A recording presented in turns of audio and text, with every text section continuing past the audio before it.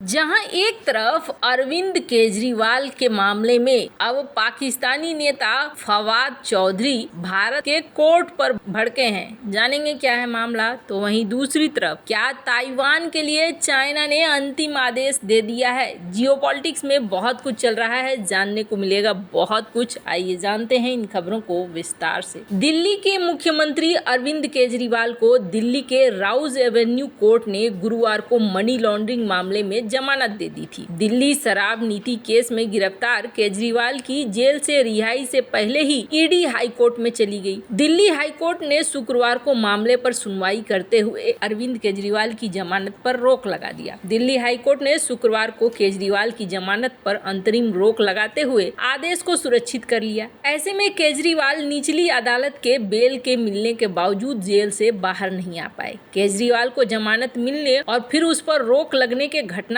पर पाकिस्तान से भी रिएक्शन आया है। पाक के पूर्व मंत्री फवाद चौधरी ने इस पर अपनी प्रतिक्रिया दी है। इमरान खान की सरकार में सूचना एवं प्रसारण मंत्री रहे फवाद चौधरी ने एक्स पर एक पोस्ट में लिखा कि अरविंद केजरीवाल की जमानत पर रोक की व्याख्या की जाए तो हम कहेंगे कि ये सिर्फ और सिर्फ राजनीतिक उत्पीड़न है। ऐसा कभी नहीं होता है कि उच्च न्यायालय रिहाई आदेश को प्रभावी होने से पहले ही किसी व्यक्ति की जमानत पर रोक लगा दे। सीएम कोई फरार नहीं थे और ना ही वो कहीं भाग जाएंगे। उनको जिस तरह से सलाखों के पीछे डाला गया है वो कोई अच्छी मिसाल नहीं है। फवाद चौधरी ने लोकसभा चुनाव के समय भी अरविंद केजरीवाल के बारे में सोशल मीडिया पर पोस्ट किया था। दिल्ली के मुख्यमंत्री अरविंद केजरीवाल ने अपने परिवार के साथ वोट डालने के बाद एक तस्वीर सोशल मीडिया हैंडल एक्स पर पोस्ट की थी। इस पर पाकिस्तान तहरीके इंसाफ के नेता फवाद चौधरी ने प्रतिक्रिया देते हुए लिखा था कि शांति और सद्भाव से ही नफरत और उग्रवाद की ताकतों को हराया जा सकता है। इस पर केजरीवाल ने फवाद को जवाब देते हुए कहा था कि भारत के अंदरूनी मामलों पर ना बोलें। फवाद चौधरी ने चुनाव के समय भारतीय मतदाताओं से भाजपा के खिलाफ वोट डालने की अपील भी की थी। चौधरी ने कहा था, नरेंद्र मोदी के नेतृत्व में भारत बहुसंख्यकवाद की ओर बढ़ रहा है, इससे सभी को नुकसान है। ऐसे में अरविंद केजरीवाल, ममता बनर्जी या राहुल गांधी जो भी हो उनके सामने मजबूत हो, उनका सपोर्ट किया जाना चाहिए। जो भी भारत में कट्टरपन से लड़े उसे हमारा समर्थन होना चाहिए। खैर, अब जहां एक तरफ ये सारी चीजें देखी जा रही हैं तो वहीं दूसरी तरफ चाइना ने अब बड़ा ही कड़ा फैसला लिया है और वो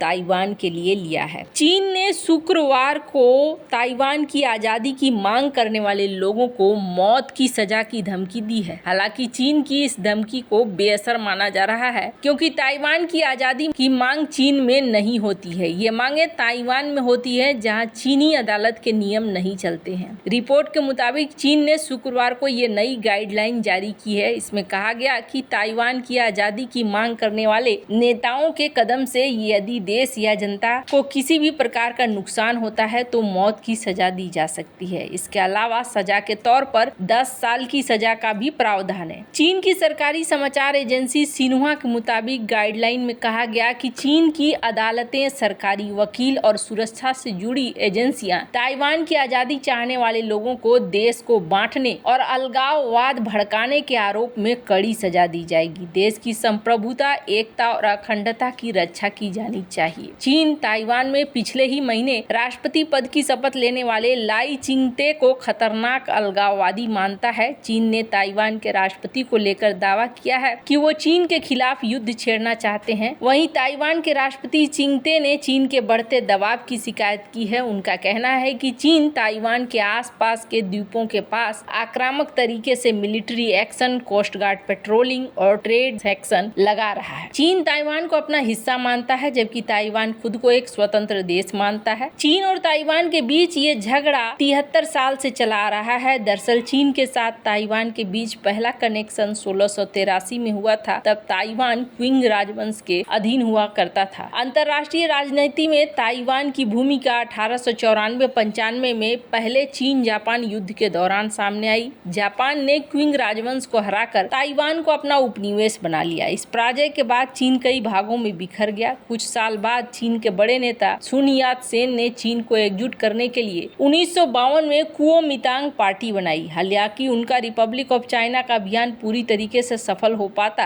उससे पहले ही 1925 में उनकी मृत्यु हो गई। इसके बाद कुओमिंतांग पार्टी के दो टुकड़े हो गए, नेशनलिस्ट पार्टी और कम्युनिस्ट पार्टी। नेशनलिस्ट पार्टी जनता को ज्यादा से ज्यादा अधिकार देने के पक्ष में थी, कम्युनिस्ट पार्टी डिक्टेटरशिप में भरोसा रखती थी। इसी बात पर चीन के भीतर गृह युद्ध शुरू हो गया। 1987 में दोनों पार्टियों के बीच नरसंहार की नौबत आ गई। संघाई शहर में हजारों लोगों को मार गिराया गया। ये गृह युद्ध 1927 से लेकर 1950 तक चला। इसका फायदा जापान ने उठाया और चीन के बड़े शहर मंचूरिया में कब्जा कर लिया। तब दोनों पार्टियों ने मिलकर जापान का मुकाबला किया और द्वितीय विश्व युद्ध 1945 में जापान से मंचूरिया को छुड़ाने में सफल रहा। कुछ दिन बाद जापान ने ताइवान पर भी अपना दावा छोड़ दिया। इसके बाद दोनों पार्टियों में फिर झगड़े शुरू हो गए। पीपुल्स रिपब्लिक ऑफ चाइना और रिपब्लिक ऑफ चाइना यानी कि चीन और ताइवान। चीन में कम्युनिस्ट पार्टी यानी कि माओ त्से तुंग का शासन था, जबकि ताइवान में नेशनलिस्ट कुओमिंतांग यानी चिंगांग का शासन था। अब यहाँ पर संपूर्ण चीन पर कब्जे के लिए जंग हुई और रूस की मदद से कम्युनिस्ट जीत गए। शेक को ताइवान में समेट दिया गया, यानी ताइवान तक ही सीमित कर दिया गया। ताइवान द्वीप पेजिंग से 2000 किलोमीटर दूर है। माओ की नजर फिर भी ताइवान पर रही। वो उसे चीन में मिलाने के लिए अड़े रहे, समय समय पर झगड़े होते रहे, लेकिन चीन कामयाब नहीं हुआ क्योंकि ताइवान के पीछे अमेरिका खड़ा हो गया। कोरिया वार के दौरान अमेरिका ने ताइवान को न्यूट्रल घोषित कर दिया। 1953 में जब कोरिया वार खत्म हुआ तो अमेरिका ने अपना नौसैनिक बेड़ा ताइवान से बुला लिया और इसके तुरंत बाद चीन ने ताइवान पर धावा बोल दिया। 7 महीने चली इस लड़ाई में चीन हावी रहा। उसने कुछ विवादित द्वीपों पर कब्जा कर लिया, लेकिन ताइवान को पूरी तरीके से जीतने में चीन अब भी नाकाम रहा। अमेरिका फिर मैदान में आ गया। नौबत जंग की आ गई। 6 अक्टूबर 1958 को आखिरी युद्ध विराम हो गया। 1945 में जब पुरानी लीग ऑफ नेशंस की जगह यूनाइटेड नेशंस ले ली तो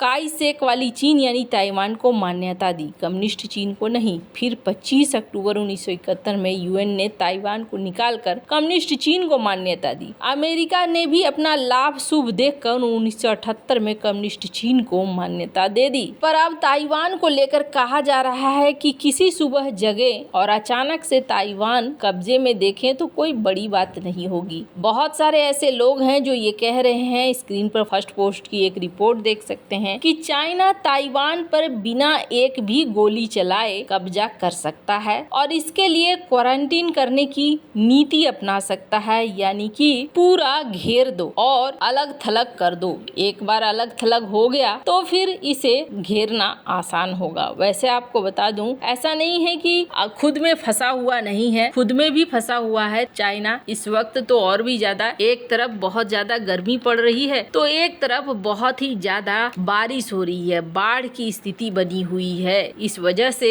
यहाँ अन्न का भी दिक्कत होने की संभावना है और माना जाता है कि फूड सिक्योरिटी चाइना के लिए एक बड़ी वजह बन सकती है। ऐसे में भी चाइना ताइवान की तरफ लोगों का ध्यान कर रहा है। इसका मतलब ये है कि आने वाले समय में कभी भी कुछ भी एक्शन चाइना ले सकता है। वैसे आपको क्या लगता है, इन सब मामले में आपकी क्या राय है, कमेंट कर जरूर बताएं। जल्द मिलते हैं अगली वीडियो में नई खबर के साथ।